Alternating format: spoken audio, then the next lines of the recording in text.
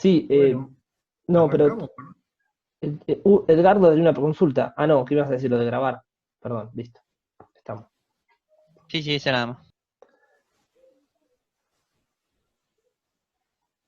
Perfecto. Te escuchamos, Rodolfo. Arranco, Fernando. Arrancá nomás. Le pongo compartir pantalla. No me deja. Ay, ay, ay. A ver. Seguridad, Debería habilitarlo desde... permitir que comparta pantalla. Ahora sí, Rodolfo. Sí. Ahora sí.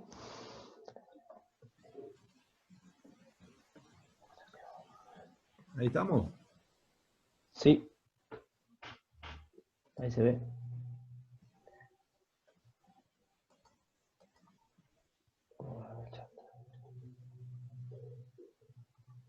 Ahí estamos. Sí se ve, Rodolfo. Sí, sí. Bueno, arrancamos, chicos. Vale.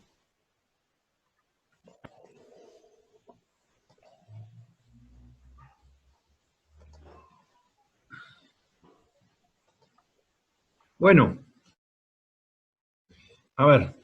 Lo que ustedes están viendo es un edificio metálico.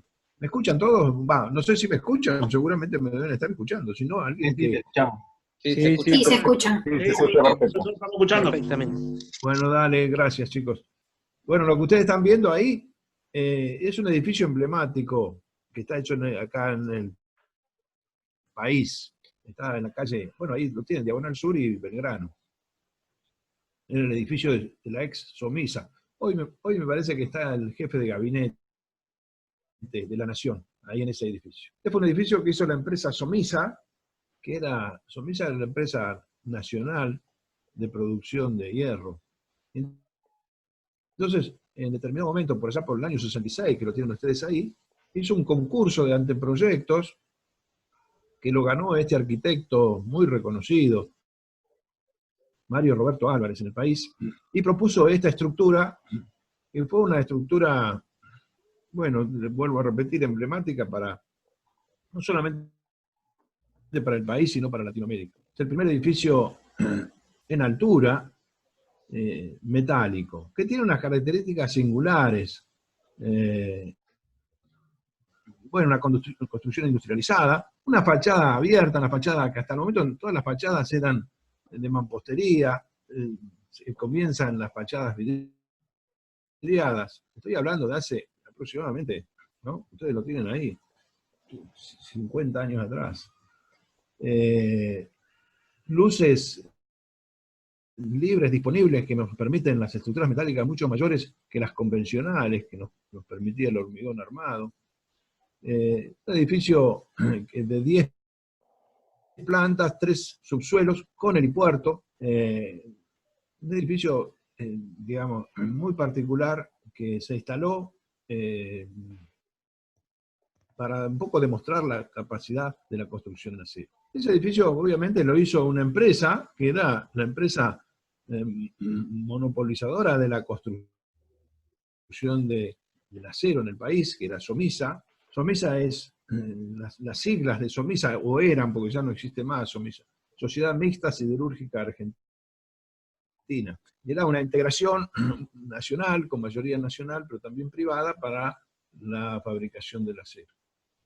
A partir de una ley que se llamó la Ley Sabio, no por Sabio todo, sino por el general militar Sabio, que fue uno de los militares tal vez más, un ingeniero militar de su época, que promovió la necesidad de que el país tuviera plantas de producción de acero a nivel nacional, a nivel industrial, a nivel nacional, porque hasta ese momento, hasta el año aproximadamente 60 y pico, 70, todo el acero, todo el mineral, el acero, sí, bien digo, y el mineral de hierro se importaba prácticamente, y las producciones eran producciones artesanales. Y a partir de la ley Sabio, bueno, el país construye los primeros altos hornos en San Nicolás o Ramallo, ahí se disputan entre los dos municipios de San Nicolás y Ramallo, donde está ubicada la planta principal de los Altos Hornos, y son los primeros altos hornos que se construyeron en el país con una capacidad realmente importante, 1 millón de toneladas al año.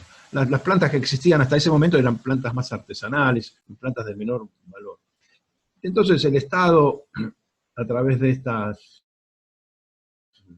estos altos hornos, hacía la fabricación de hierro en condición de semi-elaborado, que ya vamos a ver qué significa el semi-elaborado, lo que se conoce como palanquilla o planchón, que en definitiva no sirve para nada, pero sirve para la producción nuevamente en otra etapa de acero para distintos usos. El Estado decía, fabrica estos productos semi-elaborados, y los privados compraban estos productos y hacían los productos finales. Por eso era una sociedad de interacción entre el Estado público y los privados. Esto fue un edificio que marcó toda una época, y por eso lo pongo en la primera filmina de nuestro curso. Lo que nosotros vamos a ver en este módulo es un poco acá, yo lo detallo en este índice. La normativa que vamos a emplear, la bibliografía, los usos, dónde se usan las construcciones metálicas, en general, ¿no? Cuáles son los usos más frecuentes. Los indicadores de consumo nacionales del acero. Los indicadores de consumo sirven un poco también para medir las capacidades industriales. Los procesos de producción, cómo se fabrica el acero, es importante saber cómo se fabrica, cómo se comercializa, cómo se vende, qué es lo que se consigue en el mercado. Y finalmente, la tabla de los perfiles, un poquito analizada. Ustedes tienen ahí algunos productos siderúrgicos en la fotografía, bueno, perfiles variados y caños, y tubos. Les ruego que si tienen alguna duda, me paren, o me envíen alguna forma de que yo pueda hacerle alguna suerte de aclaración. Tenemos como anexos a este módulo distintas bibliografías que ustedes los tienen ahí.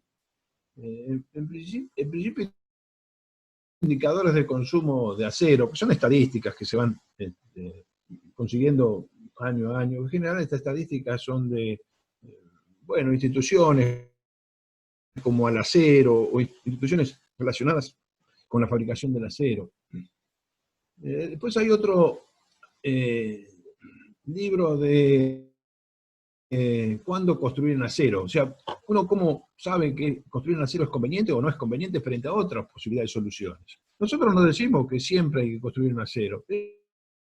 Eso digamos, hay que desterrarlo. Pero sí, hay que hacer un análisis desapasionado, de decir, bueno, acá sí me conviene construir con acero, acá no me conviene construir con acero. Bueno, ¿y cuáles son esas cuestiones para tener en cuenta?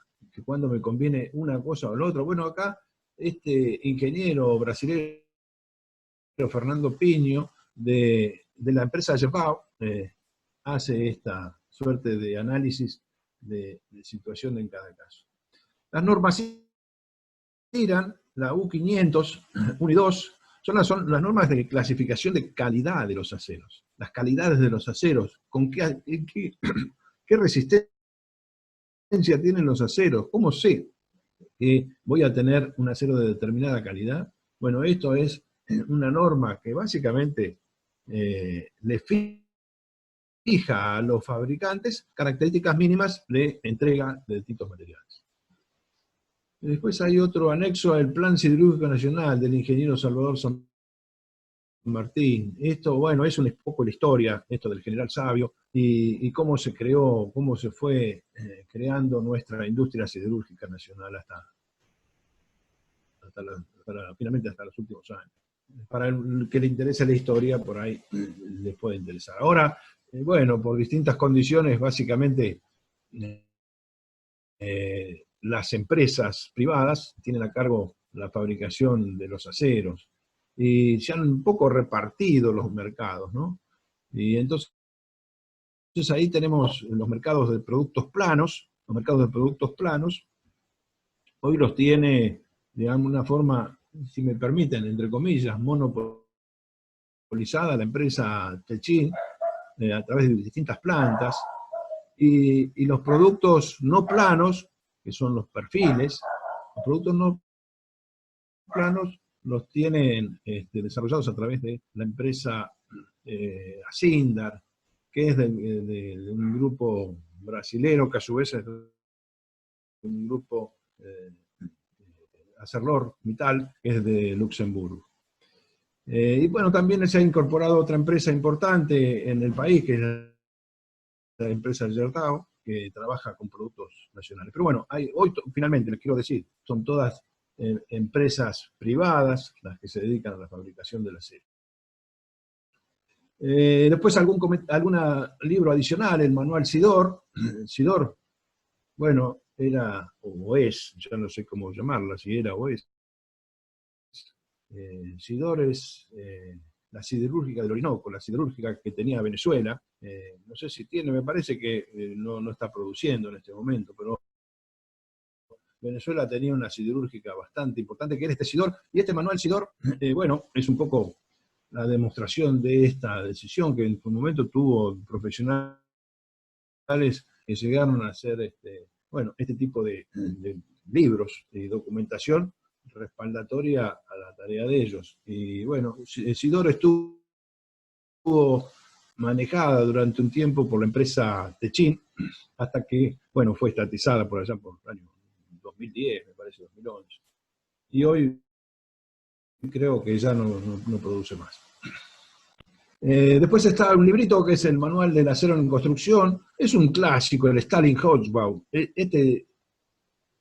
Chicos, es un manual el que yo estudié cuando era joven, ¿no? Hace ya unos cuantos años. Pero es un clásico que tiene la norma europea, obviamente las unidades europeas en las que nosotros trabajamos, no las unidades norteamericanas o inglesas. Entonces tiene toda esta bagaje de antecedentes europeos y que tiene la perfilería y todas las normativas históricas que precedieron al CIRSOC y que formaron al CIRSOC como institución. Después está el manual de Steel Construction, que es la ISC. Esta es la norma base de la norma CIRSOC. Entonces quiero comentar que el CIRSOC, si bien en la década de 80 se apoyó en la normativa europea, a partir de la década del 90, a partir del 2000, el CIRSOC, en todas sus secciones, tanto en el hormigón como en la metálica, dirigió su base hacia la normativa norteamericana. En este caso, en las normas metálicas, a la American Iron Steel Construction. Bueno, y está la norma del año 89 y ahora se ha actualizado esa norma. Después tenemos otro libro de estructuras de acero, conceptos, técnicas y lenguaje, que es un librito que yo se los acompaño ahí, que es del ingeniero brasilero Luis Matos Díaz, que un poco habla de los aceros y yo saqué algunas de las cosas que ustedes van a ver, sobre todo de protección del acero, pinturas, ese tipo de cosas está sacado de este libro y es bastante interesante, así como diseño general. Bueno, vamos a arrancar ahora sobre normativas. Si yo hablaba de las normativas europeas, los que lideraban las normativas europeas siempre fueron las normas DIN. Las normas DIN fueron siempre las normas más completas dentro de la estructura normativa europea y dieron base, cuando se constituye la Unión Europea, a los conocidos eurocódigos. En particular, el eurocódigo que le corresponde a Metálicas es el Eurocódigo 3. Y se basaron en esta serie de evoluciones que tuvo la norma DIN. Ustedes tienen ahí la DIN 17100, la 1055, que es de carga, la 1050, la 4114 y la 4100. Son normas que fueron evolucionando, nacieron esas fechas que ustedes tienen ahí, pero fueron evolucionando, hasta que finalmente se llegan a las normas en estados límites y dan de base al Eurocódigo 3 que comienza a regir desde el año 92 para toda la Unión Europea. Estas fueron las normas base. Estas fueron las que tomó el CIRSOC de la serie 80, de los años 80, 80, 83, todas esa normativa tomó este tipo de normas y de alguna forma nacionalizó estas normas DIN para hacerlas de aplicación en la República Argentina. Porque, bueno, las normas DIN tenían un concepto similar a nuestros conceptos. Las normas DIN son normas estatales, igual que el Eurocódigo. Son imposiciones del Estado. Tienen de alguna forma también similitudes respecto a las unidades que se trabajan. Nosotros trabajamos con unidades métricas, ¿no? En cambio, la normativa inglesa trabaja con pulgadas, bueno, con otras unidades, ¿no? No solamente en las unidades métricas, sino también en otro tipo de unidades, ¿no? Como las de fuerza y este tipo de cosas. Entonces, nosotros teníamos más acercamiento con las normas DIN. Lo que ocurre que obviamente el alemán es un poquito complicado y los ingleses han evolucionado. No obstante esto, las normas convergen en los que son los conceptos principales y, bueno, repito, el CIRSOC pasó a trabajar a partir del año 90 con las normas norteamericanas. En particular, con la norma AISC, American Institute of Steel Construction. Ustedes la tienen acá. La ISC tiene este formato y fueron evolucionando en distintos. La ISC es una norma que cada 4 años se va renovando, se va actualizando, y entonces hoy estamos ya con la de 2016. Yo creo que este año ya se está promoviendo una nueva versión, que es tal vez lo más avanzado en estructuras metálicas que se conoce, ¿no? Esta especificación. Ustedes la tienen ahí, la especificación de edificios estructurales de acero. Tiene las normas norteamericanas conservan los 2 estados de verificación. Los estados de tensiones admisibles y los estados en tensiones en estados límites. Lo que se conoce, ustedes ven ahí, como ASD. ASD significa diseño por tensiones admisibles, y LRFD significa diseño por factores de carga y resistencia. Los norteamericanos conservan los 2 métodos y lo dejan al profesional, bueno, usar uno u otro. El LRFD es más para la gente de la academia, digamos, para toda la parte más de investigación y la parte de, bueno, la que está avanzada, y la gente que está más en la construcción, más en la obra, más en la cuestión así práctica, sigue usando el método de tensiones admisibles o el método clásico. O sea, ellos de alguna forma todavía coexisten estas 2 posibilidades de construcción. Ahora, bien, esta norma, el concepto que tienen los americanos de este tipo de especificaciones es distinto. Las normas las hacen las asociaciones o las cámaras empresarias, las hacen, no las hace el Estado. Y obviamente el Estado las convalida, pero los que son los promotores de las normativas son las mismas cámaras empresarias, obviamente con un respaldo profesional muy importante y con determinadas instituciones académicas también que lo respaldan. Y entonces, ¿por qué es de aplicación esta norma? Bueno, porque las aseguradoras de distintas construcciones no aceptan aplicar pólizas a estructuras que no tengan algún sello de estas calidades de distinción. Entonces, las acciones coercitivas para aplicar determinada normativa no vienen ya desde el Estado, sino vienen de los mismos privados de utilizar las mismas fórmulas. Entonces, las distintas cámaras de fabricantes de productos van haciendo sus especificaciones. Y ahí ustedes las tienen listadas. La ISC es la que se dedica a perfiles laminados en caliente. Perfiles laminados en caliente. Ya vamos a ver después, pero ténganlo muy presente, tus secciones laminadas en caliente. La ISI son perfiles conformados en frío, que son otra cosa distinta. El conformado en frío es a partir de una chapa, se va doblando en frío y se obtiene un perfil. Después están las normas que ustedes tienen ahí, HSSL, RFD, que son secciones tubulares. Tienen alguna suerte de la ASME, que es la sociedad de la parte mecánica, la AWS, que es la de soldadura, bueno, y así distintas. Yo listé estas pocas, pero bueno, hay muchísimas más normativas de aplicación en cada rubro de fabricación.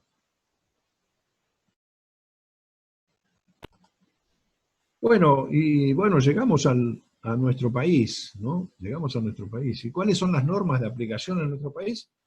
Es el CIRSOC. La norma de aplicación es el CIRSOC. ¿Qué significa CIRSOC? CIRSOC es Centro de Investigaciones de Reglamento de Seguridad de Obras Civiles. Y nuestro país, como en Europa, fija el Estado las normas de aplicación. Estas normas las fija el Estado, las firma el presidente y tienen obligación de cumplimiento por parte de los profesionales y por parte de las instituciones que se dedican a ejecución, inspección, dirección o proyectos de distintas obras. Porque hace a una seguridad o una seguridad nacional, una seguridad de nuestra población, tener estructuras que obviamente responden a determinadas garantías de ejecución. Bueno, esto es el CIRSOC, y el CIRSOC a su vez, que depende del INTI, el Instituto Nacional de Tecnología Industrial, organizó su normativa en base a series. Y ustedes ahí tienen la serie 100, lo que nosotros llamamos la serie 100, que tiene que ver con cargas o acciones. Entonces tienen la serie 101, que es el Reglamento Argentino de Cargas y Sobrecargas Mínimas, el 102, que es viento, el 103, que es sismo, el 104, que es nieve y hielo, y el 108, que es cargas temporarias o cargas de diseño durante su construcción. Todas estas tienen una tapa verde que los distingue, pero son de aplicación obligatoria para nosotros. Yo no puedo fijar la carga de viento que a mí me parece, si no tengo que fijar la carga de viento tal cual me fija el CIRSOC. Entonces, bueno, Fernando en las próximas clases va a explicar estas distintas normas, aunque sea bueno, las partes principales, porque tiene sus cuestiones particulares, y bueno, nos lleva mucho tiempo. Ahora, les quiero decir que son de uso para cualquier estructura, no solamente para metálicas, sino que son para todas las estructuras, tanto las metálicas como las de madera, como las de hormigón o las de mampostería. La serie 200 pertenece a hormigón y por eso no la vemos. La serie 300 es la que corresponde a metálica y justamente es la que vamos a ver. La serie 300 comprende el 301, que es la norma principal, que es el Reglamento Argentino de Estructuras de Acero, y toma como base a la ISC del año 99, porque en su momento era el año 99, ahora está haciendo una nueva actualización y toma la del año 2010. Pero obviamente en nuestro país todo tarda un poco. Y entonces todavía tenemos vigente la norma del 301, que tiene como base la norma del 99. El 302, la norma del CIRSOC 302, es el reglamento de tubos de acero, que básicamente está tomado del ISC de tubos que habíamos visto anteriormente. El 303 son elementos de secciones abiertas conformados en frío, El 304 es soldaduras de estructuras de acero, es un poco la AWS. El 305 son uniones estructurales con bolones de alta resistencia. Y el 308 tal vez es el reglamento más nacional por el tipo de estructura que se trata, que es estructuras livianas con barras de acero de sección circular, que es lo que, digamos, los reticulados que se suelen usar acá en Argentina y algunos otros países que utilizan el hierro redondo como para hacer algunas construcciones estructurales, que bueno, es una fabricación propia nacional. Están en trámite, bueno, el CIRSO tarda determinados tiempos en lograr sus aprobaciones, y está en aprobación una estructura, el 306, que es ahí, ustedes lo tienen, el reglamento para antenas, y están en discusión pública, bueno, la nueva versión del 301, en el formato del antecedente del 16, y algunas recomendaciones de pórticos y ejemplos de aplicación que, bueno, son otro tipo de... No son reglamentos, ustedes tienen que distinguir entre los que son específicamente reglamentos, que son la documentación del CIRSO, y hay otros que son comentarios, o hay guías, o recomendaciones, que eso no, digamos, uno los puede o no los puede usar, pero obviamente siempre son válidos como para tener al alcance de la decisión del diseñador. Dentro de la bibliografía, bueno, obviamente hay dos escuelas históricas, porque ya casi se está desdibujando, con esta globalización que ha habido, se está desdibujando bastante. No es la diferencia que había hace décadas atrás, pero hay una diferencia.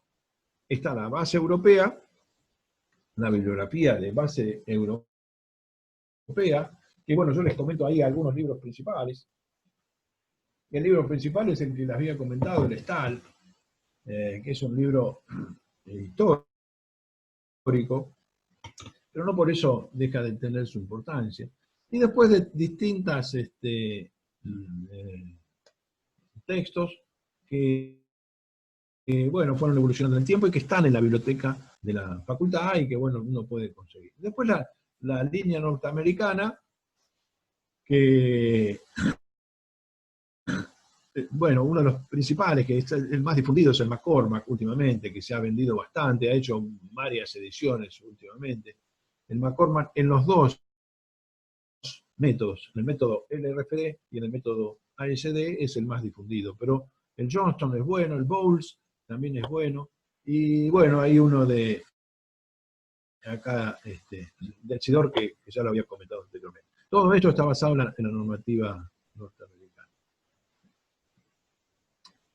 El CIRSO, que además tiene alguna biografía de apoyo, porque básicamente el CIRSO se nutre de un poco todos los colegas míos que son profesores de estructuras metálicas de distintas universidades del país, en la especialidad metálica estoy hablando. Entonces ahí hay colaboraciones del ingeniero Miño, que fue profesor de la Universidad de Rosario, de los ingenieros Juárez Allen y Gustavo Darín, que son profesores de la Universidad de Buenos Aires, y del ingeniero Gabriel Troglia, que es profesor de la Universidad de Córdoba. Bueno, todos ellos hicieron aportes importantes, y bueno, hay distintas bibliografías que aportaron a la confección de los CIRSO en determinados periodos de tiempo. Después hay algunos de productos, porque básicamente uno trabaja con los productos, uno en estructuras metálicas cuando diseña en base a productos que existen.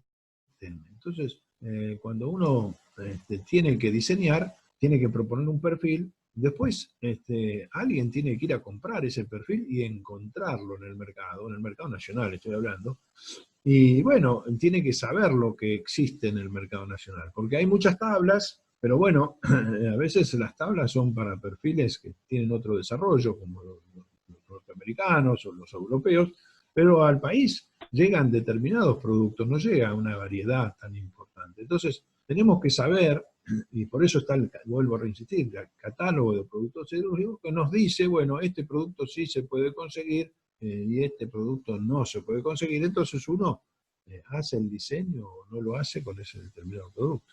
Obviamente, si la obra tiene una importancia grande y si la cantidad de productos que uno va a comprar es grande, lo puede importar, esto es cierto, pero bueno, la importación de todos estos productos tarda sus tiempos, tiene sus costos y todo este tipo de cosas que, bueno, hay que estar advertido de esa situación. Por lo tanto, tiene una validez muy importante saber qué productos se comercializan en nuestro país y estos catálogos de productos quirúrgicos son importantes tenerlos muy claros. Finalmente, hay sitios web internacionales que es un poco, incluso ustedes, si quieren participar y quieren acceder a la mejor documentación, y ahí tienen el sitio del ILAFA. El ILAFA es el Instituto Latinoamericano del Hierro y del Acero. Son de alguna forma un instituto que conforman las principales acerías de Sudamérica o de Latinoamérica, y bueno, generan esta suerte de institución en la cual, bueno, promueven el uso del acero, investigan, se hacen seminarios, se hacen, bueno, determinados desarrollos para verificar las situaciones y también tienen avances, sobre todo tecnológicos y de científicos respecto a la utilización del producto. Y ahí lo pueden ver en construccionesenacero.com, pueden ver la documentación. Después, el sitio web del Centro Brasileño de Construcción en Acero es, tal vez, obviamente, los vecinos brasileños tienen una industria en la materia muy importante porque ellos, los brasileños, tienen lo que es la materia prima principal, el mineral de hierro. Nosotros importamos el mineral de hierro, en nuestro país importa el mineral de hierro del Brasil, vía barco, y por eso nuestras acerías están a la vera del Paraná, y porque recibimos el mineral de hierro de Brasil. Entonces, Brasil es un país que tiene una producción mucho más importante que la nuestra, del orden de 10 veces más importante, y tiene desarrollos muy importantes, y este Centro Brasileño de la Construcción edita unos manuales y unas revistas que son interesantes desde todo punto de vista, demostrando las capacidades y los desarrollos que los brasileños tienen en los distintos tipos de ejecución. En tercer lugar, le puse el ISC, la página web del ISC. Tal vez es la página más importante a nivel mundial, tecnológica, de investigación y de avanzada, ¿no? En lo que es el desarrollo de la capacidad de ejecución en estructuras metálicas. Bueno, ellos tienen estos EPUBs, que son de alguna forma documentos que se editan, y toda una serie de bibliografía sobre temas específicos, ¿no? Bueno, y tal vez, vuelvo a insistir, es lo más importante que hay a nivel mundial. Después hay otra página del AIS, y después hay algunas otras páginas más comerciales. Pero las cuatro primeras, les diría, son las tres primeras, son las más importantes, como para repasar y para verificar.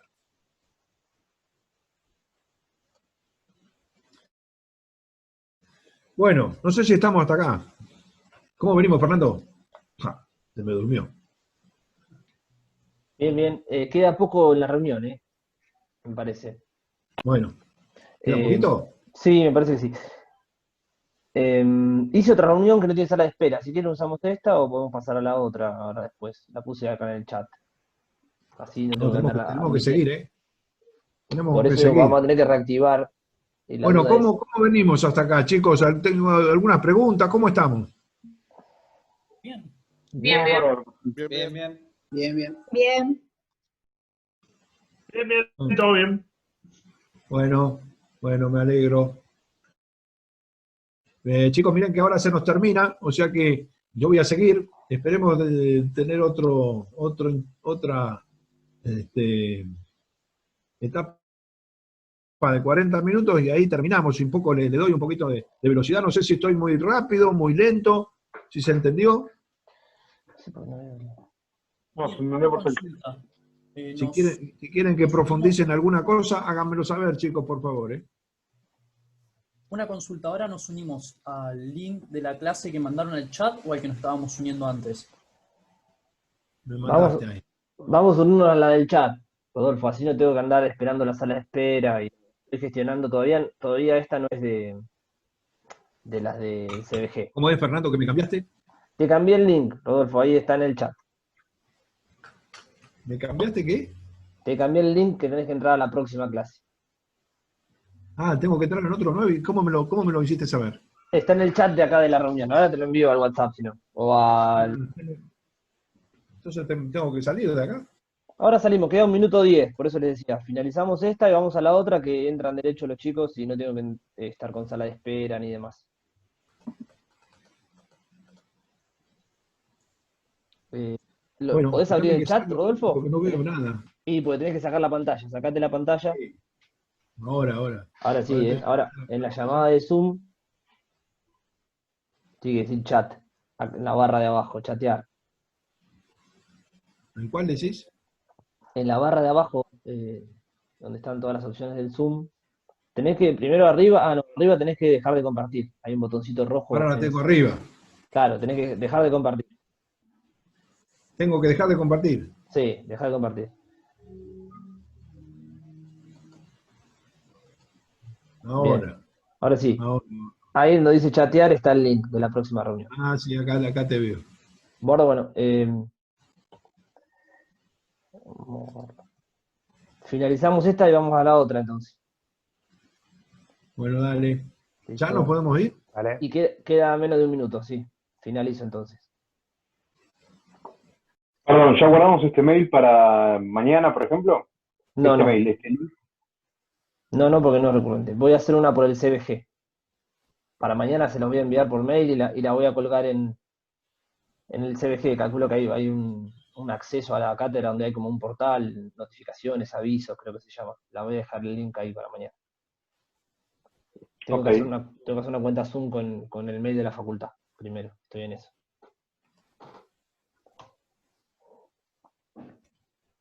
Bueno, Dale. arrancamos, chicos. Arranco, Fernando. Sí, Rodolfo. ¿Se escucha ahí? Sí, perfecto. Sí, profe. se escucha. Bueno, gracias, chicos. Bueno, esta parte 3 es ¿dónde se usan las construcciones metálicas? ¿Dónde han visto ustedes que se usan las construcciones metálicas? Básicamente, ¿no? Hay muchos más usos, pero yo hice un listado de los que más frecuentemente uno ve que se construyen, ¿no? Entonces, hay dos tipos de usos. Uno como uso como cubierta, o elemento de cubierta o cerramiento, ¿no? Entonces ahí como elemento de cubierta o cerramiento, bueno, se distingue obviamente las naves industriales. Ustedes han visto, bueno, en distintos parques industriales, cuál es el desarrollo que tienen estas estructuras metálicas con las cubiertas de chapa, con naves industriales, galpones y tinglados, gimnasios, polideportivos, salones de usos múltiples, hipermercados, supermercados. Acá nosotros, para nombrar concretamente, para no ir muy lejos, los 2 supermercados, los 3 supermercados grandes o más, ¿no? Les digo, Nini, Carrefour, Walmart, son todos ejecutados con estructura metálica.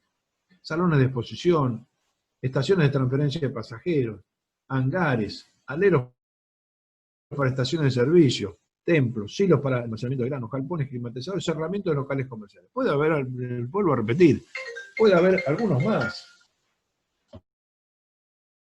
Puede haber algunos más, seguramente los hay, pero bueno, son los que yo listé acá. Son competitivos en estos rubros, ¿no? Porque son de uso frecuente.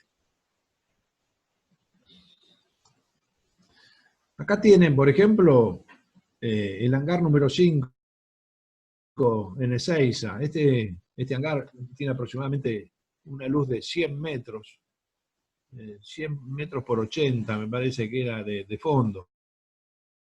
Ustedes ven cómo entra cómodamente en un avión relativamente grande, obviamente, un avión de línea. Este desarrollo se hizo en el año 2015 y está operativo. Lo que tienen este tipo de hangares es, obviamente, la necesidad de tener un portón, ¿no? Que permita acceder a los aviones de mayor tamaño que se encuentran en uso en el país, ¿no? Entonces, bueno, ahí tienen las dimensiones de este galpón, básicamente, repito, en orden de los 100 metros de luz, y una apertura de portón de aproximadamente también de 80 metros de portón para que ingresen sin problemas este tipo de aeronaves. Y obviamente la altura también tienen, ¿no? La altura disponible para que no tenga problemas. También estos galpones están provistos de distintos tipos de puente grúa para eventualmente movilizar las cargas, ¿no? Fácilmente, que están dispuestos en el techo. En las cabriadas del techo hay algunos puente grúas que permiten movilizar cargas no tan grandes, pero bueno, para reemplazar un motor, para reemplazar algunos elementos del equipamiento, son necesarios. Cargas de 2, 3, 5 toneladas seguramente están habilitados para movilizar. Bueno, esto es un gimnasio polideportivo, una estructura que está acá en Arana, que hicimos con un colega hace muy poquito. Es un gimnasio que tiene cerca de 60 metros de luz, 60 por 50, para también 14 o 15 metros de altura, que no es factible realizarlo con otro material que no sea la estructura metálica. Estructuras históricas, como son las estaciones ferroviarias. Nosotros acá en La Plata obviamente tenemos otra. Esta es una estación de Amberes, en Bélgica, que es una estructura tradicional, metálica, histórica, que ya debe tener 120, 130 años. La que nosotros tenemos acá en La Plata es similar. Todas son parecidas. Pero así como están estas estructuras que son muy viejas, también a la derecha ustedes tienen unas estructuras modernas. Este es el Museo de Guggenheim en Bilbao. La capacidad de la estructura metálica para sostener una estructura de este tipo,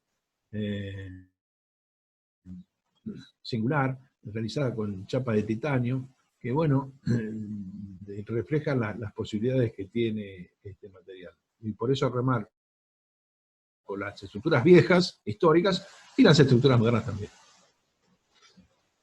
Esta estructura es del aeropuerto de Carrasco, en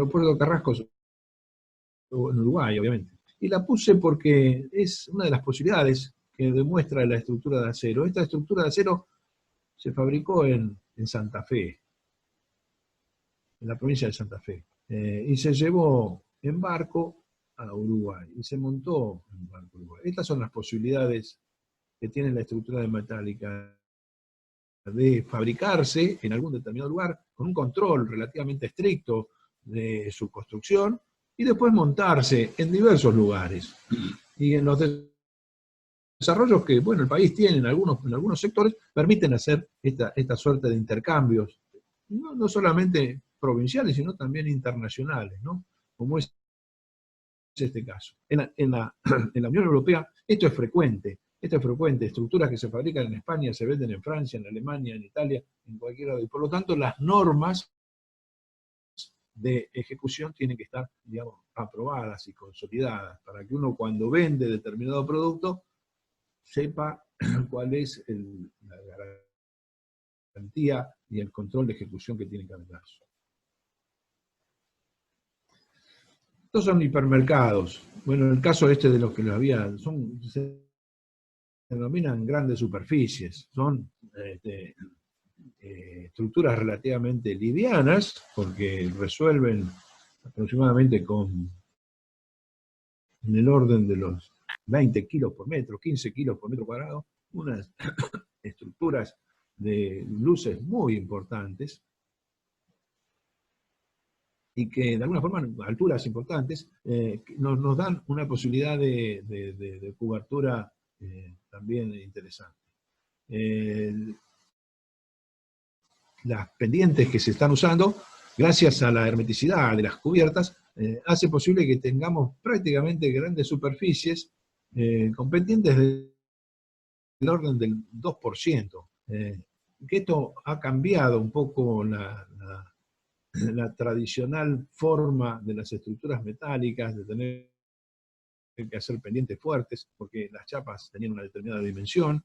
Hoy, con las posibilidades de las chapas herméticas, que ya más adelante vamos a ver un poquito en detalle, se pueden conseguir pendientes muy, muy bajas, y por lo tanto una configuración de la situación distinta a la histórica, y tener este tipo de grandes superficies con posibilidad de resolverlos eficientemente.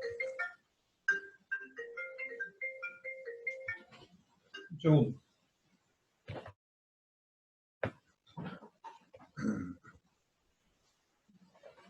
Bueno, acá tenemos otro desarrollo, que es un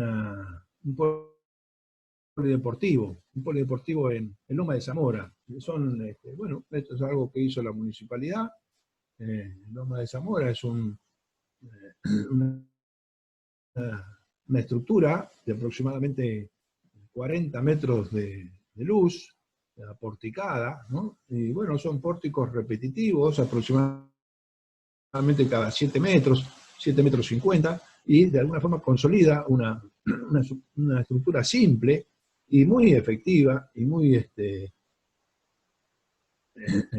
económica en todo caso. Fíjense que las estructuras están compuestas por vigas y columnas con perfiles de almayena de sección variable. Fíjense que las columnas, por ejemplo, arrancan con una sección, y después en la zona donde más requiere rigidez, que es en el nudo, en la zona del nudo, tiene más altura, y después también el dintel tiene dimensiones variables, ¿no?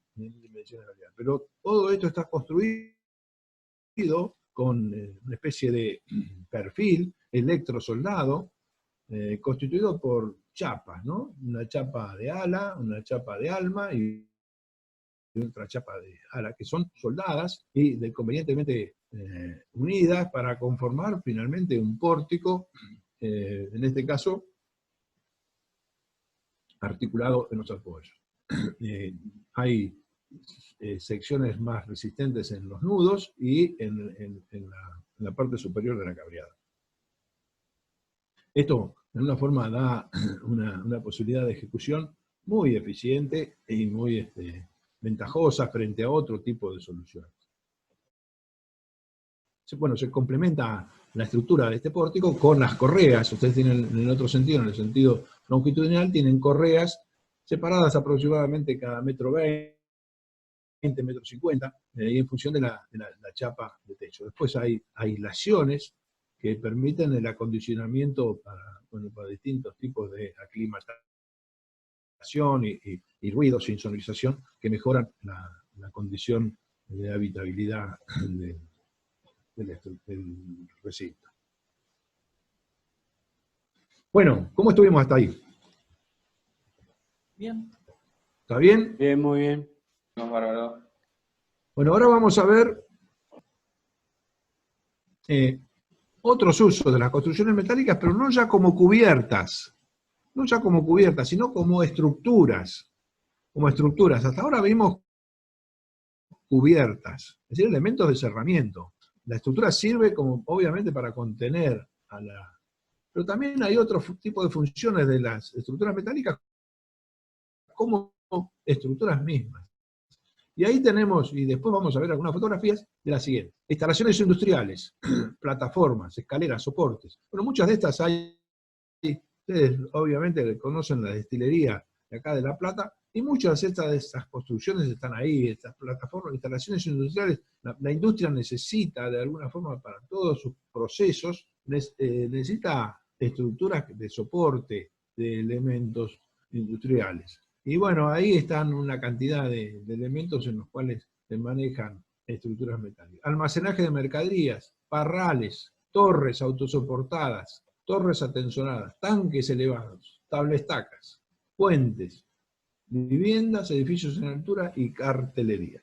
Bueno, yo nuevamente hice un listado, no quiere decir que sea absolutamente ahí, posiblemente falte alguno, no niego, pero bueno, es los listados principales de las estructuras que se usan con estructuras metálicas. Y ahora vamos a ver algunas fotitos de estos elementos. Acá tienen, bueno, a la izquierda, a Fernando esta no le va a gustar porque esto es de la torre de iluminación de la cancha de gimnasia y esgrima de La Plata.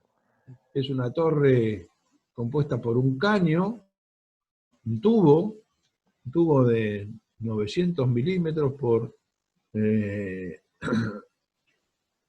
900 milímetros de diámetro interior por un espesor de 9,1 milímetros, no llegaba a 1 centímetro. Tiene una escalera interna y distintas plataformas. Esta torre, bueno, tuvo una cantidad de historias, ¿no?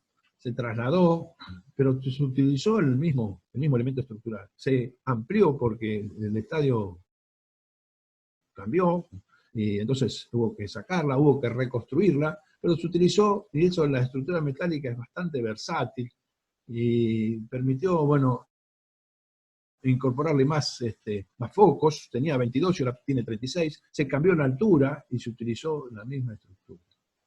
Digamos, la versatilidad que tienen las estructuras metálicas para, bueno, ampliarlas, mejorarlas, utilizando el mismo formato inicial. A la derecha ustedes tienen otra estructura, con arcos tubulares, está hecha en Brasil, en Río de Janeiro, que, bueno, muestra las capacidades de utilización de la estructura metálica para, bueno, sostener a un puente ferroviario, a un tren, ¿no? Y bueno, la estética un poco que tiene el acero en la parte de los tubos, ¿no? Brindan una condición estética interesante. Y eficiencia, obviamente. Yo hablaba del edificio de Somisa, y este es un edificio en Puerto Madero. En Puerto Madero, históricamente, bueno, no fue lo que es hoy. Por allá por los años 90, un poco antes, en los años 80 diría, el diario La Nación decidió hacer sus instalaciones de fabricación del diario en una zona que era del Puerto Madero, histórico, que estaba de alguna forma aislado porque el puerto estaba cerrado, y entonces esa era una zona bastante, digamos, compleja, ¿no? Entonces decidió hacer un edificio y finalmente lo construyó, que es esta base que ustedes tienen acá a la izquierda, a la derecha, en la parte del zócalo inicial del edificio. Ahora, obviamente, en la década del 90 esto cambió, el puerto se abrió y la zona obviamente cambió su esquema y sus necesidades, y pasó, obviamente un edificio industrial no tenía ningún sentido realizarlo ahí, y entonces la gente del Diario Nación vendió ese edificio y se construyó bajo un cambio de destino, un edificio administrativo básicamente, en el cual se le incorporaron 16 plantas, gracias a la sobrecarga que tenía ese edificio, pero gracias a la posibilidad de realización que tenían de estructuras metálicas que son más livianas que la estructura de hormigón, y entonces se incorporaron 16 plantas más al edificio existente. Esto se hizo acá en el país con una fábrica nacional, y finalmente es la imagen de la derecha, que es un edificio vidriado que hoy está ahí en Puerto Madero, con estructura metálica. En Buenos Aires hay varios edificios metálicos, posiblemente algunos no sean totalmente metálicos, algunos tienen el núcleo de hormigón y el resto de la estructura es metálica, pero la estructura metálica ha demostrado tener competitividad en este rubro también. Profe, Este es el caso de un disculpe. puente ferroviario. ¿Sí? ¿Me escucho? Sí, en la imagen anterior los del edificio de Puerto Madero, los entrepisos Sí, son también estructuras metálicas. los entrepisos ya lo vamos a ver, son obviamente las columnas y las vigas son metálicas, y los entrepisos están formados por una especie de chapa que se llama steel deck, que más adelante la vamos a analizar, y que también es de chapa y que nos permite ahorrar tiempos de hormigonado. Ya lo vamos a ver, más adelante tengo una fotografía que muestra ese esquema. Este también ha sido el caso. Después más adelante voy a mostrar una fotografía de cómo los norteamericanos construyen este tipo de edificio y logran ser muy eficientes y muy rápidos, obviamente, y disminuyen muchísimo el costo financiero, el costo de tiempo de obra. Entonces, bueno, tienen ese tipo de ventajas. Ahora después lo vamos a ver. Si me permitís que avance y después aparece Perfecto. esta respuesta a tu pregunta. Buenísimo. Este es el caso de un puente, un puente ferroviario. Si ustedes se fijan, el puente ya está colocado. El puente está colocado. Es ese puente que ustedes tienen que es mixto. Es una parte de hormigón, como ustedes lo están viendo, y una parte metálica. La parte superior amarilla es metálica y ya está habilitado. Y está la formación ahí. Este es el ferrocarril Urquiza y el Arroyo Morón. Este es un puente que hizo esta empresa construir en el año también 2015. ¿Qué es lo que ocurre en los puentes ferroviarios que están en servicio? Muchas veces hay que, bueno, cambiarlos porque tienen problemas de durabilidad o ampliarlos o generan algunas cuestiones que haya que tener que recambiarlos. El problema que está es que el ferrocarril no puede detener su marcha, digamos. Tiene que permanecer activo. Entonces yo no puedo pedirle a ferrocarriles que detenga el paso de las formaciones. Solamente ferrocarriles me dice, bueno, usted tiene un feriado largo, en lo cual yo puedo dejar pasar la formación. 4 días, 5 días. ¿Y cómo se resuelve entonces para hacer un puente en 5 días, en 4 días? Bueno, la respuesta es hasta acá.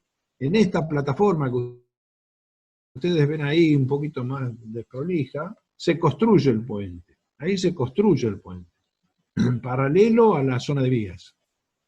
Ustedes no sé si aprecian a la derecha, en rojo, tienen una especie de gatos, uno acá adelante y otro en el fondo, gatos hidráulicos, que son empujadores y que van con un riel empujando a la estructura para después ponerla en la posición definitiva. Entonces se construye el puente paralelo al puente existente, y con estos gatos, una vez que estamos en esos periodos de 3 días, desmontamos el puente existente y se traslada este puente lateralmente y se pone en posición y se pone en servicio. Bueno, estas son las posibilidades que tiene la estructura metálica, porque movilizar un puente de este tipo para que sea de alguna forma con un peso adecuado, tiene que ser estructura metálica para que sea relativamente liviana. En este caso es mixto. Acá tienen soluciones de vigas, de puentes. Las pilas, obviamente, los estribos de los puentes son de hormigón, pero las vigas principales del viaducto son de acero. Y trabajan con la estructura de hormigón en forma combinada, ¿no? El hormigón, todos ustedes saben, es eficiente para las tensiones de compresión, mientras que el acero es conveniente para las de tracción. Entonces, combinando estas dos capacidades, se pueden lograr estructuras muy eficientes. Bueno, este es el caso de las vigas en este sentido, vigas compuestas. Otras estructuras, bueno, estructuras principales, acá tienen estructuras, plataformas offshore, todas estas son estructuras metálicas, con puertas móviles de defensa de crecidas, en este caso en Holanda. Bueno, todos desarrollos metálicos son muy, muy importantes.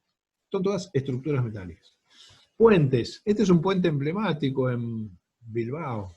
Está ejecutado por el ingeniero y arquitecto Calatrava. Tiene la particularidad de que tiene, en vez de ser el arco recto, tiene una pendiente, es un puente peatonal, el Subisuri, que está sobre, bueno, ahí sobre la parte del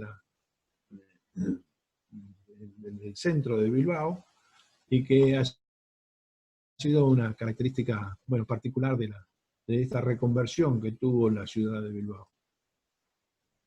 Acá tienen otro tipo de estructuras, estas estructuras que yo les comentaba, de estructuras metálicas, de la destilería La Plata. Fíjense ustedes ahí a la izquierda, cómo la grúa está izando un componente metálico. ¿Qué es un componente?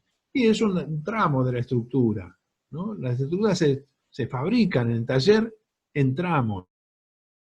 Se fabrican en el taller en tramos que puedan ser transportables. Ustedes a la derecha tienen ese tramo, con una foto obviamente mucho más cercana. Ese tramo lo tienen, pero en vista así lejana, lo tienen ustedes ahí con un componente que debe ser de alrededor de 15, 20 metros de longitud, ¿no?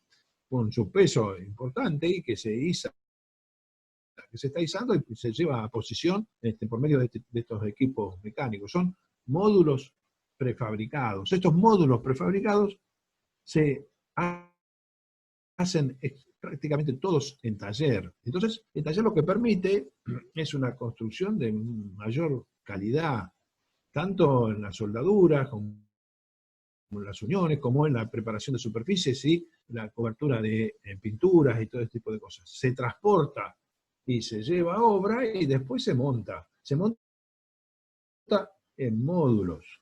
Y esto obviamente requiere una ingeniería importante, ¿no? Porque, bueno, los módulos tienen que coincidir uno con otro, ¿no? Para eso se necesita una planificación adecuada. Esto es toda una ingeniería de taller muy importante.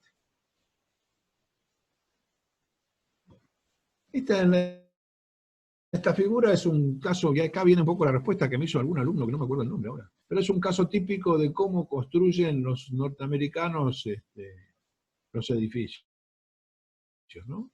En principio, bueno, acá está el predio, hay un predio donde se hace una excavación, esto es una manzana, esto es en la zona de Richmond, en Virginia. Pero así como yo puse esto, hay cientos o miles de estos edificios que se ejecutan. Se hacen la excavación, se hacen las fundaciones, se hacen los tabiques, todo lo que es la parte de sótanos, que en general es para estacionamiento de automóviles, y se colocan estas dos grúas importantes telescópicas que van generando el aprovisionamiento de los materiales. Y después fíjense que hay una especie de núcleo central. Este núcleo central que ustedes tienen ahí en el medio. Bueno, ahí avanzando, ya el núcleo central, el núcleo central que lo constituyen las circulaciones verticales. ¿Cuáles son las circulaciones verticales? Los ascensores y las escaleras. Esas circulaciones verticales, bueno, generan ese núcleo central, que en algunos casos es de hormigón, en otros casos es metálico. En este caso es de hormigón. Ese núcleo central va avanzando con un encofrado deslizante, y en el exterior van avanzando las columnas metálicas. No sé si ustedes la están viendo, pero las columnas metálicas van avanzando en forma perimetral.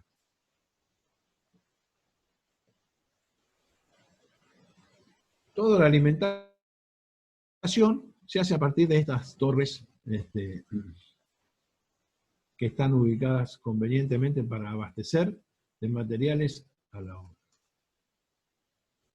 Fíjense, acá se sigue avanzando, y esto es un poco el comentario que habíamos hecho. Las columnas se siguen incrementando en dimensión, y las losas se ejecutan con lo que se reconoce con el nombre de steel deck, piso metálico. Es una chapa que tiene algunas protuberancias, una chapa trapezoidal en general, es que de algún espesor relativamente importante, 1 milímetro, 1,5 milímetros, que hacen que uno después cuela el hormigón. No es necesario la colocación de armadura para la losa, porque el mismo acero de la chapa sirve como armadura, Entonces no es necesario de armadura, no es necesario tener encofrados resistentes, o sea que no hace falta esperar un fraguado de 21 días o 30 días, como es necesario aquí. Nosotros no se puede realizar otra actividad porque hay que esperar que frague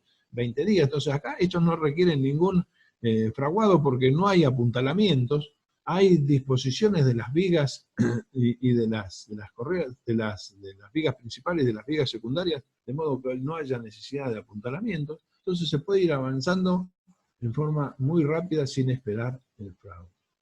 Bueno, se continúa avanzando tanto el núcleo central de hormigón, en donde están las circulaciones verticales, los sanitarios en general se colocan ahí, las escaleras, esos toman la acción horizontal, ¿no? ¿Cuáles son las acciones horizontales importantes en una estructura? El viento y el sismo. El viento y el sismo lo toma ese núcleo central, mientras que todas las demás acciones, básicamente las acciones gravitacionales, que son las de peso propio y las de sobrecarga, las toman las columnas perimetrales a su modo, siendo uniones flexibles. Bueno, finalmente, ahí está el edificio terminado con su vidriado. Bien, otro tipo de estructuras. Fíjense, este es el Museo de la Mañana en el puerto de Río de Janeiro. Es una estructura que se terminó hace poquito, en el 2014. Está es un museo interactivo muy importante, muy interesante, y también es la reconversión de una zona bastante venida menos, que los brasileros querían levantar, la zona portuaria, y que de hecho la han levantado y la han jerarquizado, y le invirtieron una cantidad de obras, y el museo es muy, muy interesante.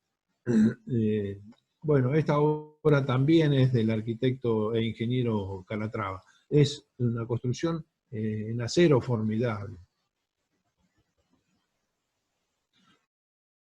Bueno, y no le queda la saga a nuestro estadio único, ¿no? No le queda la saga a nuestro estadio único de... Bueno, obviamente las tribunas son de hormigón, pero la estructura es metálica. Ustedes tienen el anillo este que ustedes están representando, es una estructura metálica, porque si algo tenía importante el techo, es la estructura de contención del anillo de compresión que tiene, porque toda esa estructura atensorada, obviamente la tiene este anillo de compresión que se fue fabricado por Astilleros, por acá por Astilleros Río Santiago, que se trata de, bueno, como ustedes lo han visto, de 3 tubos de aproximadamente 1 metro de diámetro y de 1 pulgada de espesor. Una estructura muy importante, bueno, que tiene su desarrollo de ingeniería muy interesante.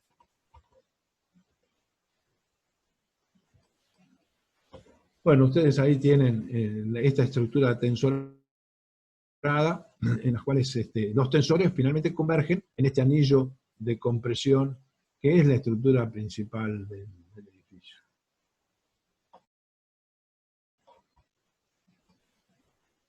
Bueno, cerrando un poquito y dando una especie de conclusión, ¿no? Un poco de conclusión al tema. ¿Cuáles son las ventajas del uso del acero? Un poco para generar alguna suerte de epílogo de toda esta presentación que hicimos. Las ventajas son el alta resistencia específica. El acero tiene una resistencia específica muy grande, o grande respecto a otros materiales. Y entonces eso nos da un bajo peso propio. Y ese bajo peso propio se traduce en menores costos de transporte, en fundaciones menores, en menores costos de montaje. Necesito una grúa de menores dimensiones, digamos. Si yo voy a hacer una estructura de hormigón, obviamente la estructura va a ser más pesada. Si es más pesada, necesito una grúa más importante y necesito una fundación más importante. En la estructura metálica, bueno, tengo un ahorro ahí. Tengo mayores luces libres, mayor relación luz-altura de viga, ¿no? tengo una mayor relación luz-altura de viga, con lo cual puedo ahorrar en edificios de varios pisos, puedo ahorrar incluso alturas. La materia prima es de calidad controlada. ¿Qué quiere decir esto? Bueno, menos incertidumbres, menos condicionamiento. Material es dúctil. ¿Qué es lo que quiere decir con que el material es dúctil? ¿Eso es bueno o es malo? Material dúctil significa que se deforma antes de romperse. Que es lo contrario, obviamente, a lo frágil. Lo frágil se rompe antes de avisarnos. Entonces, nosotros siempre buscamos que los materiales sean dúctiles. En todo caso, nos dé una alerta de que algo está fallando antes de romperse. Pero la rotura es lo último que uno tiene que pensar. Entonces, primero que se deforme, que nos demuestre que está sufriendo en algún lado y después para poder tener tiempo para repararla o controlarla. Prefabricación en taller. Esto en general es lo que se hace en las estructuras metálicas. Todas las estructuras metálicas se prefabrican en taller. Y en taller la construcción está controlada. Tengo una inspección controlada. Tengo materiales controlados, por lo tanto tengo una calidad elevada. ¿Esto para qué es ideal? Para la construcción seriada. La construcción repetitiva, ¿no? La reconstrucción en la cual son varias repeticiones de la misma estructura y ahí es muy competitiva. Por ejemplo, el tema de las torres de alta tensión, las que transportan energía, que son, a veces hay cientos de torres que son repetitivas y entonces esa construcción es seriada, es ideal para la construcción metálica. Menores gastos improductivos, porque obviamente si yo trabajo en taller no tengo problemas de meteorológicos, digamos, si llueve, si hace frío, si hace mucho calor, digamos. Trabajamos en condiciones acondicionadas, con equipamiento, con grúas, con elementos en los cuales se pueden disponer determinadas mejoras. Mayor seguridad en las operaciones, los operarios trabajan con un mejor control, trabajan en mejor situación que en la obra, obviamente. Después hay algunos avances en la tecnificación de los procesos, ¿no? Todo esto del trabajo en bobinas, ustedes han visto seguramente las bobinas que se transportan, las bobinas metálicas, ¿no? Se transportan cada vez más, desde San Nicolás hasta acá, hasta la planta de Ensenada, y vuelta, y uno ve las bobinas pasar. Y esta operación en bobinas ha hecho, bueno, que se siga trabajando en este esquema, sobre todo para los conformados en frío, para la ejecución de chapas sinusoidales, trapezoidales. Entonces, con este tipo de sistema se han mejorado y se han optimizado las cubiertas y las perfilerías conformadas en frío. La automatización de la soldadura tuvo una evolución muy importante en los últimos años, los últimos 20 años, y bueno, hoy es muy fácil soldar y tiene una alta calidad, y se pueden conseguir vigas electrosoldadas de calidad bastante interesante. También se ha avanzado en la protección de superficies. Esto de las pinturas con epoxi o poliuretánicas o con los distintos tipos de protecciones ha mejorado la durabilidad de las estructuras metálicas. Y entonces, esto de los montajes en seco, la rapidez de la instalación de los montajes, el poco tiempo de obra, uno tiene que disminuir el tiempo de obra, menor interferencia, menor plazo de obra, y esto se traduce en un menor costo financiero. En la medida que nosotros podemos poner más rápidamente en servicio una estructura, se está repagando en forma más rápida. Finalmente, la estructura, al final de su vida útil, tiene un valor de reutilización. Todos ustedes saben, cuando la estructura metálica se deja de usar, bueno, ¿qué se hace? Se vende como chatarra, en último de los casos. Y la chatarra se la compran para fabricar nuevamente hierro. En nuestro país tenemos 2 acerías que fabrican hierro a partir de hierro de chatarra. Una de esas acerías es Bragado, es una acería importante, no es chiquita, es una acería importante, Bragado, y Gerdau también tiene un horno en lo cual, bueno, se lleva este material de prácticamente de chatarra y se hace acero nuevo. Entonces es un material enteramente reciclable y por lo tanto el valor residual de la estructura es alto. Es alto. Bueno, así como dije las conveniencias, ¿no? Las a favor. También voy a decir los inconvenientes, las contras. Todo material tecnológico en nuestro país tiene su costo. Y este costo de la tecnología, obviamente, se paga y tiene un costo Rodolfo. caro. Entonces, ¿sí? Disculpa, me queda menos de un minuto otra vez, no sé por qué. Así Ajá. que. Bueno. Yo armé en el Moodle la terminar, reunión. No llegás, me parece. No llegás, me parece, ¿no? Yo No, ya no, me falta un ratito más, me faltan 15 minutos. Bueno, ¿qué hago? Hago. Sí, Yo en el tenemos Moodle que ya. repetir otra vez. Bueno, usemos la reunión, la recurrente y listo. La que mandé hoy a la mañana, calculo que se podrá. Bueno, a ver. Vamos a la otra reunión. En la primera. Chicos, estamos todos. Sí, en la Vamos primera. a la recurrente. Como la recurrente. Vamos Listo, a la de listo. hoy, la inicial, ¿no? Sí. Gracias por avisarme.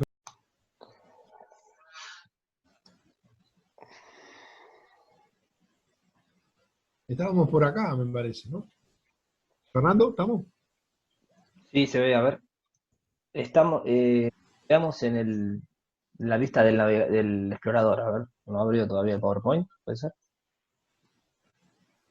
No estamos viendo el PowerPoint. Como que se trabó. ¿No estamos viendo? No.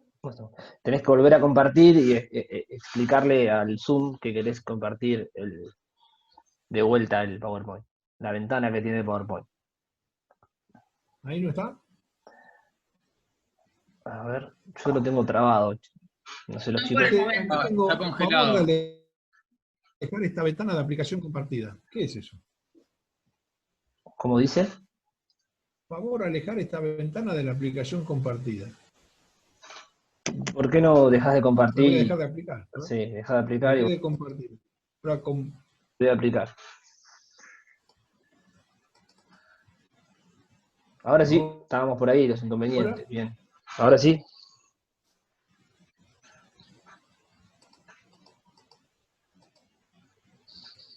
Por acá íbamos, me parece. Sí. Sí, perfecto. Bueno, ¿estamos? Chicos, les ruego que si quieren hacerme alguna pregunta, podemos tratar de responderla. Bueno, sigo. Nos faltan 15 minutos y ya los libero. Yo por eso no sé, están ustedes también por ahí a hacerlo más corrido y terminamos antes por este tema del Zoom. Me parece que, si no, hacemos unos descansitos, me parece que se complejiza más todavía, ¿no, Fernando? ¿Cómo me decís vos? No sé qué dicen los chicos, pero me parece mejor de corrido, ya que estamos sentados. También, prefiero seguir. Sí, me parece que seguimos, hacemos corrido y hacemos más corto y es más rápido. Me parece, qué sé yo. Sí, Rodolfo. Dale nomás. Bueno, dale, les agradezco. Bueno, estábamos dijimos por un lado las buenas y las eficiencias, digamos, del material y ahora digamos un poquito las malas. ¿Cuáles son los inconvenientes? Y bueno, el inconveniente principal es el material es caro. ¿Qué quiere decir esto que es caro? Bueno, que obviamente la tecnología tiene un costo y hay que, por lo tanto, hay que hacerla lo más eficiente posible. Y la forma de hacerla más eficiente es poner menos material, ¿no? Tratar de buscar secciones lo más reducidas posibles. Porque el material se vende por peso y en general se cobra por kilo o por tonelada, digamos. Entonces uno lo que tiene que hacer como proyectista es de alguna forma eficientizar lo más posible, obviamente sin resignar las seguridades mínimas, eficientizar, decía, el material, usando lo menor posible, porque obviamente el material es caro y se vende por kilo. Entonces, Ahí hay que encontrarle la ecuación justa, y por eso la necesidad de que un mejor diseño, un mejor cálculo, sin resignar, vuelvo a repetir, la seguridad. Y ahí es donde uno puede hacer la eficiencia. El mantenimiento, que hay que hacerlo, el mantenimiento es continuo, sobre todo en aquellas estructuras que están a la intemperie, limitación en la variedad de productos. Nuestro país tiene limitaciones en distintos productos, no tenemos todos los productos, ahí que por eso vuelvo a insistir en el catálogo de productos siderúrgicos, que hay algunos perfiles, otros no hay, de esto vamos a hablar un poquito más adelante. Nadie quiere hacer stock importantes, los distribuidores, ninguno distribuidor quiere tener stocks esperando, ¿no? Esto del just in time seguramente habrán escuchado. Nadie quiere tener stock, porque tener stock de productos siderúrgicos es tener plata parada, y nadie quiere tenerlo. Entonces hay poca variedad de productos. Y bueno, y los centros de consumo en nuestro país se reducen a Buenos Aires, nada más. En el interior del país uno no va a encontrar grandes posibilidades de depósitos en los cuales, o corralones en los cuales se dispongan perfilería metálica. Por eso que se ha desarrollado tanto en nuestro país las construcciones en hierro redondo, porque lo que se disponía como metálico era hierro redondo. Entonces el redondo se usaba para hacer esta suerte de reticulados, y se usó bastante y se desarrolló bastante ese tipo de estructura porque había stock de varillas de hierro redondo. La estética, que ha cambiado, la estética básicamente, una falta de continuidad en la demanda, todas estas crisis que tiene nuestro país, lamentablemente han hecho que generaron discontinuidades en los talleres, y esas discontinuidades generan bueno, una zozobra, tanto en los cuadros técnicos como en la parte de soldadores, especialistas, cortadores, bueno, toda la línea de producción se deteriora cuando hay este tipo de inconvenientes, así de altas demandas, después bajas demandas, después crisis, después quiebras. Esto le hace bastante mal a nuestra industria, la discontinúa, y entonces, bueno, genera una problemática. Hay poca capacitación y entrenamiento del personal. Las uniones y empalmes fueron costosos. Acá ahora las uniones metálicas soldadas han mejorado mucho esto. Entonces ya no es tan costoso, porque, a ver, comparado con el hormigón no tiene uniones. ¿Por qué no tiene uniones? Porque se cuela el hormigón, y la unión entre la viga y la columna se conforma al solidificarse. En cambio, en las estructuras metálicas hay que hacer las uniones. Uno compra una columna, compra una viga, pero después tiene que resolver la unión. Y las veces las uniones son un ítem importante dentro de la fabricación y incluso del montaje también. Y bueno, la falta de financiación de nuestros países, bueno, obviamente, o la financiación, si no hay falta, es cara, ¿no? La financiación es cara, o no hay financiación para desarrollo de este tipo. Estos son los inconvenientes principales. Las nuevas tecnologías, ¿no?, que ha permitido avanzar en algunos aspectos. En principio, la comercialización en bobinas. Esta comercialización, las bobinas que ustedes las ven ahí a la derecha, permitieron el desarrollo de los perfiles conformados en frío. Los perfiles conformados en frío son estos que ustedes tienen aquí, acá en el medio abajo. Son perfiles que se doblan en línea continua, pero son perfiles de espesor reducido, de 2 milímetros de espesor, 2 milímetros y medio, 3 milímetros, porque para doblar este tipo de perfiles se necesitan fuerzas, bueno, no tan importantes si los espesores son chicos. Ahora, si los espesores son grandes, ya requiere una maquinaria mucho más especializada. Por lo tanto, hasta 2 milímetros y medio, 3 milímetros, uno puede encontrar en el mercado este tipo de perfiles. Entonces, bueno, es un desarrollo relativamente novedoso. Lo que ocurre que también uno tiene este tipo de perfiles, lo que aparece combinado con estas secciones son las posibilidades de abolladuras. Es decir, cuando uno trabaja con espesores muy chicos, bueno, ya vamos a ver, hay esbelteces de estos elementos que pueden traer complicaciones y producirse abolladuras, o fenómenos de pandeo localizado, que, bueno, hay que controlarlos, obviamente. Y eso es lo que vamos a ver en la parte de resistencias de diseño.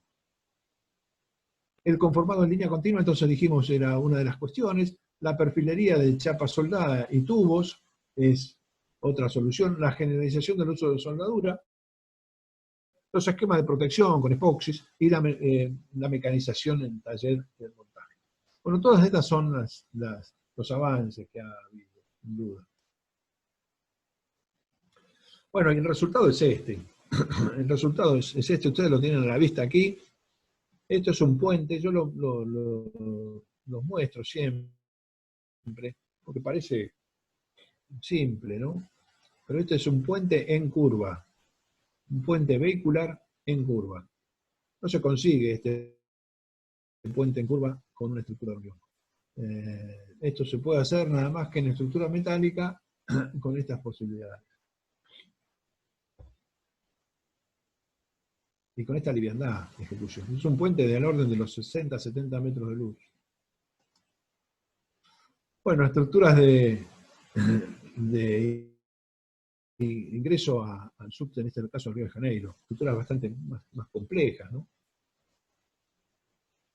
Esta es la estructura del aeropuerto de Bilbao también. Fíjense que lo que se usa como base para este tipo de elemento, esta columna que ustedes tienen ahí, y la viga esta que ustedes tienen ahí, son elementos electrosoldados, a imagen y semejanza de los perfiles T, ¿sí? Pero ejecutados en chapa. Yo tomo 3 chapas, las sueldo, hago una soldadura en línea continua, eso se ha conseguido, y se obtiene este tipo de elemento que es un perfil de inercia variable. Puedo obtener un perfil de inercia variable. Entonces, lo que yo necesito es una chapa, no un perfil. Y yo diseño a medida. Esto es lo que se está usando en la actualidad como estructuras resistentes principales.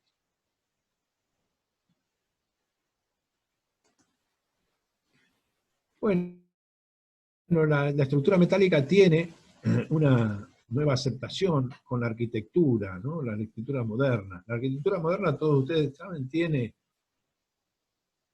en estas cuestiones de transparencia, de necesidad de liviandad de elementos, a la estructura metálica como una aliada al vidrio, una aliada natural, es decir, necesito menores secciones que hagan más transparente, más liviana a la estructura, y no una estructura pesada como puede ser una columna de hormigón, que es un poco más robusta, menos esbelta, en relación arquitectónica a lo que es una fachada vidriada. Entonces, la arquitectura moderna está más asociada a la liviandad que nos ofrece las estructuras metálicas. Bueno, no sé si hay alguna pregunta, chicos, hasta ahora. Si no, pasamos a otro tema. ¿Escucho? Todo en orden. No. Bueno, Todo bien. ¿estamos todavía por ahí o ya nos perdimos? Sí, Sí, atentos. Bueno. No, todo bien. Bueno, dale. Bueno, acá en este capítulo 4 vamos a ver poco de estadísticas, pero para tener así un pantallazo nada más, no para estudiarla, sino para estar un poquito al día de cómo es esta cuestión. Ahí tienen las estadísticas a la izquierda de lo que es la producción a nivel mundial. Y a la derecha tienen la producción en Latinoamérica. Fíjense, obviamente el que lidera es China. China con 800 millones de toneladas al año. Esta es producción anual. Producción de acero anual. 800 millones tienen los chinos. Nosotros tenemos aproximadamente, no figuramos en esta lista, nosotros prácticamente. Nosotros estamos en la producción de 4 millones de toneladas, 4 y media, siempre estuvimos más o menos ahí. Los chinos están en 800 millones de toneladas. Los chinos prácticamente tomaron la producción del acero a nivel mundial. Los países europeos de alguna forma resignaron esta producción. Resignaron por distintas causas, pero una de las principales causas es la cuestión medioambiental. La cuestión siderúrgica trae aparejado todo un componente medioambiental un poco complejo, que las exigencias de los países europeos han hecho que fueran trasladando estos tipos de industrias a los países, bueno, más en vías de desarrollo, como China. Por eso, bueno, productores importantes de acero, como era Bélgica, como era el mismo Italia, como era los países europeos, Francia mismo, han mermado esta capacidad. Gran Bretaña también tenía la cantidad de producción de acero importante, y así de alguna forma, paulatinamente, han ido pasando de estas industrias que son pesadas y de algunas complejas en términos medioambientales a otro tipo de industrias un poco más eficientes de otro tipo de vista, y le han trasladado los chinos a India esta participación, y a los rusos básicamente. Y ustedes entonces ahí tienen quiénes son los que lideran esta producción. Los chinos, los japoneses, y después los Estados Unidos, fíjense, casi 10 veces menos que China. Argentina, vuelvo a repetir, está en el nivel en 4 millones de toneladas. Ahí a la derecha tienen la producción latinoamericana. Brasil lidera, obviamente, 35 millones de toneladas contra Argentina 4. Son esos, los brasileños nos llevan 10 veces más volumen de elementos siderúrgicos que la Argentina. Bueno, ¿cómo se fabrica el acero? ¿Cómo se fabrica? Un poco los procesos de producción del acero en forma sintética. Nosotros en el país tenemos los dos sistemas. A la izquierda ustedes tienen lo que es la obtención del acero en base a altos hornos. Esto es lo que nosotros tenemos en San Nicolás.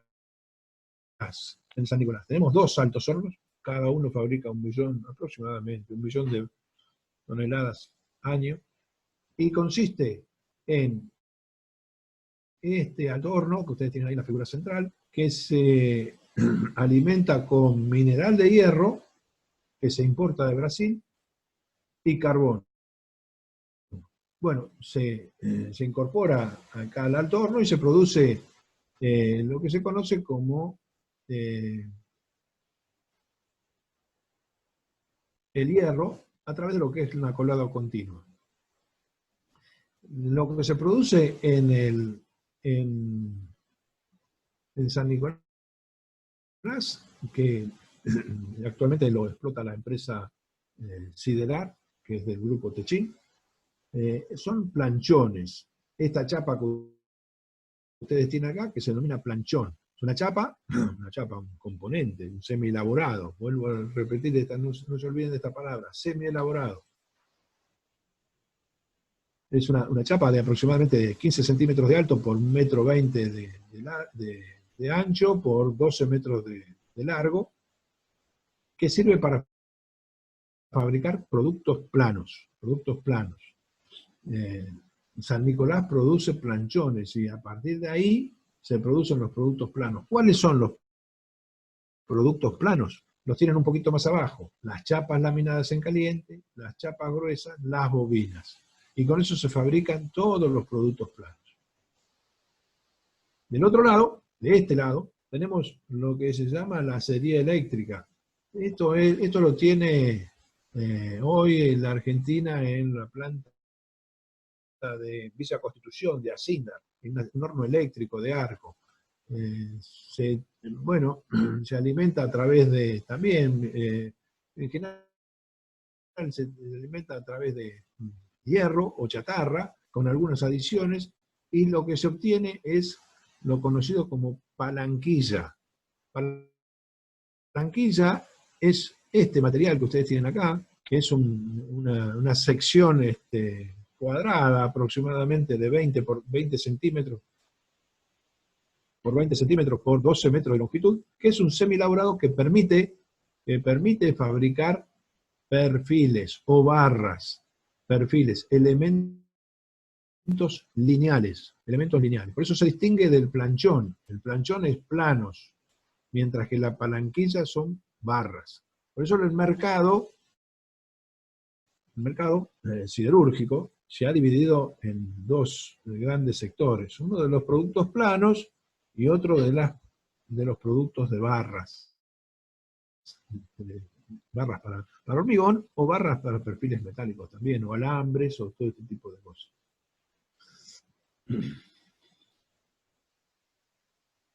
Acá tienen, de alguna forma, cuáles son los productos siderúrgicos que se catalogan para la norma IRAN IAS U500. Bueno, acá están los productos primarios y acá tienen los productos semiterminados o semielaborados. La palanquilla, el planchón, son los dos productos principales. El redondo de colada, ya lo vamos a ver, es un redondo que se conoce también como alambrón, es un semielaborado. En esta figura, no sé si la están viendo, es la salida del laminador en caliente de los planchones. A la derecha, abajo, no a la derecha, abajo, tienen la salida de los planchones. Ustedes ven las chapas que están saliendo en forma casi incandescente, a 1000 grados centígrados, porque el acero en esas condiciones es más maleable. Entonces, en una temperatura importante, salen fabricados este tipo de planchones. Una vez que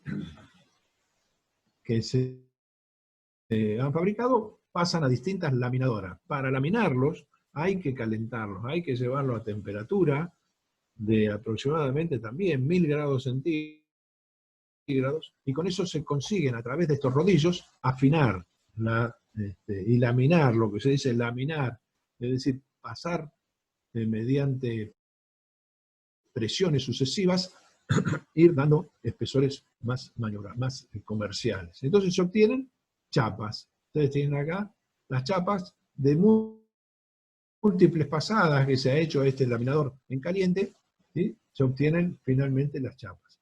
Chapas lisas o chapas en bobinas.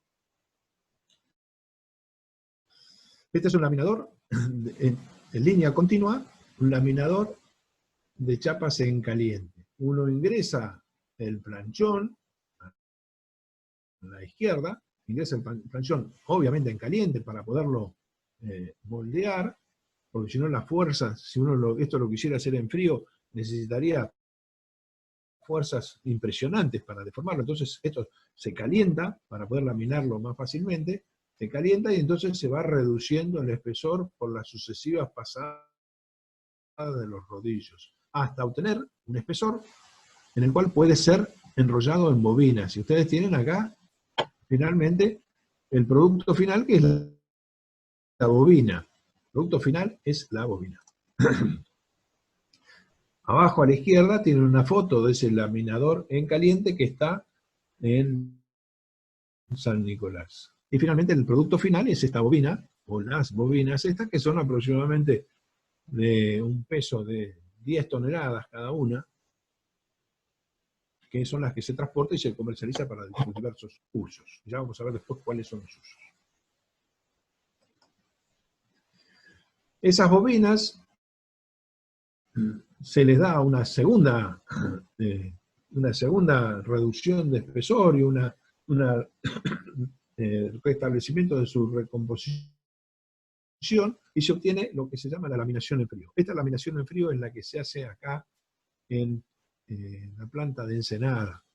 La planta de Ensenada recibe bobinas laminadas en caliente, les hace un laminado en frío, es decir, les reduce el espesor, las lleva a un espesor más fino y las enrolla de nuevo y saca bobinas. O sea que la planta de Ensenada recibe bobinas y saca bobinas. ¿Para qué sirve esta bobina?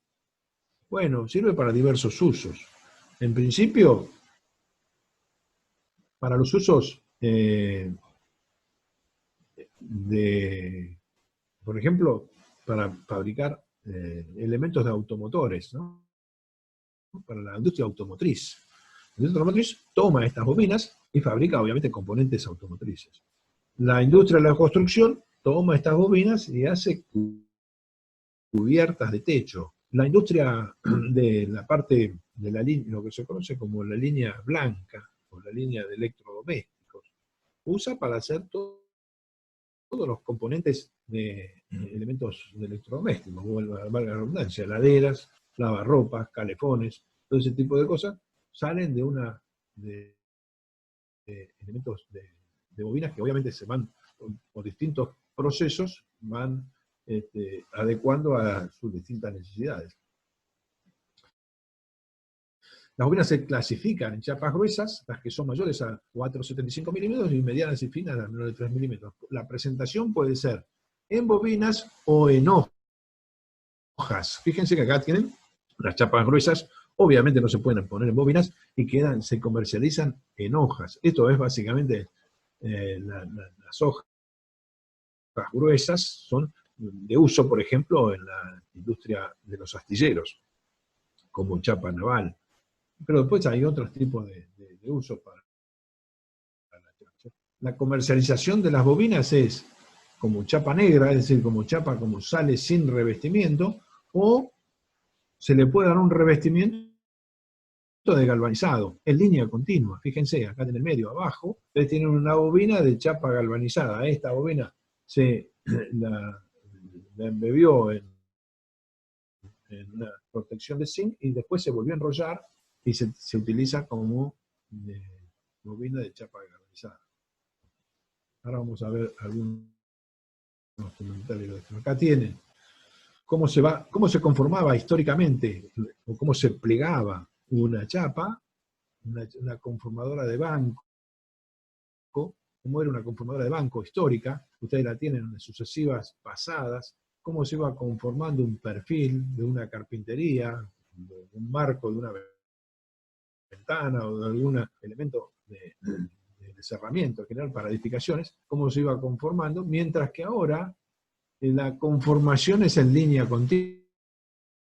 Ustedes abajo tienen una conformadora de chapa sinusoidal que va de alguna forma marcando con las determinadas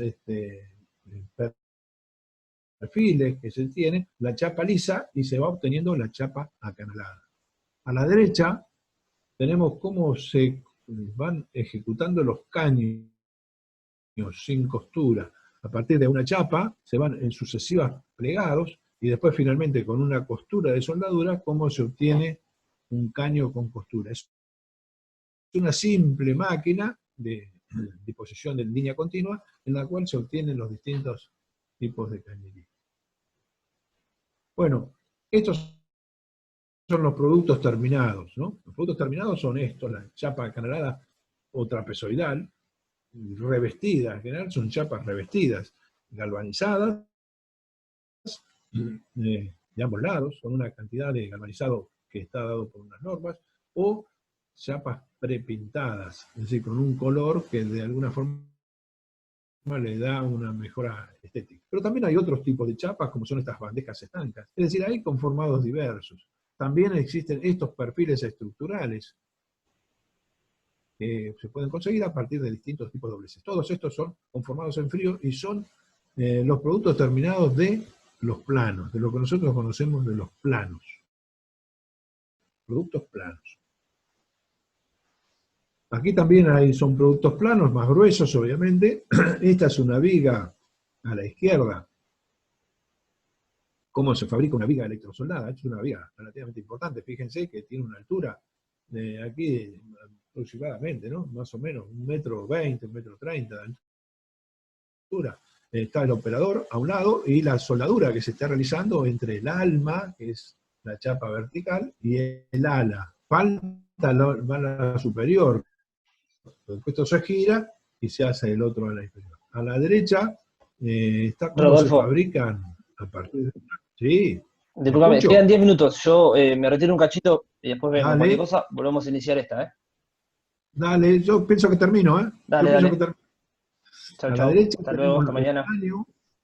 los caños, la fabricación de caños con costura, ¿no? Bueno, hasta ahí vimos los planos. Estoy un segundo, Ahora ¿eh? vamos a ver los perfiles. ¿Cómo se obtienen los perfiles? A la izquierda ustedes tienen lo que es la palanquilla, ese producto que sale de la